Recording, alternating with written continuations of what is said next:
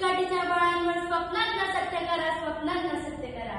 आदरणीय व्यासपीठ आदरणीय मान्यवर, आजच्या कार्यक्रमाचे अध्यक्ष आणि उपस्थित सर्वच बंधू आणि भगिनींनो, बालमित्रांनो, सर्वांना माझा नमस्कार. मी पायल सोमनाथ पवार आज आपल्या सर्वांसमोर यश तुमच्या हातात या अत्यंत प्रेरणावर विचार मांडण्यासाठी उभी आहे. मित्रांनो, प्रत्येक व्यक्तीला आयुष्यात यशस्वी व्हायचे असते. प्रत्येकाच्या मनात मोठी मोठी स्वप्न असतात. कुणी डॉक्टर बनण्याचे स्वप्न पाहतो, तर कुणी शिक्षक, उद्योजक किंवा उत्कृष्ट खेळाडू बनण्याचे ध्येय ठरवतो. पण या सर्व स्वप्नांना सत्यात उतरवणारी एकच गोष्ट आहे, ती म्हणजे स्वतःची मेहनत, चिकाटी आणि योग्य दिशा. यश हे कोणत्याही व्यक्तीला सहजासहजी मिळत नाही. ते विकतही घेता येत नाही, ते वारसानेही मिळत नाही. यश मिळवण्यासाठी सातत्याने प्रयत्न करावे लागतात. अपयशातून खूप काही शिकायला मिळतं आणि पुन्हा नव्या जोमाने उभे राहावे लागते. यश ही कोणाची मजेदारी नाही. ती लहान असो की मोठा असा भेदभाव करत नाही. जो प्रामाणिकपणे काम करतो त्याच्याकडे यश आपोआप येते. एक छोटीशी गोष्ट सांगते. एका शिल्पकाराला दगडाचा छोटासा तुकडा मिळाला. त्याने त्यावर दिवस रात्र मेहनत घेतली, अनेक घाव घातले. शेवटी त्याच दगडातून एक सुंदर छान मूर्ती तयार केली. लोकांनी त्या मूर्तीचे फार कौतुक केले, पण त्याची मेहनत ही फार कमी लोकांना दिसली. यशाचेही असेच असते. लोकांना यश दिसते, पण त्यामागचा संघर्ष नाही, त्यामागचा संघर्ष नाही.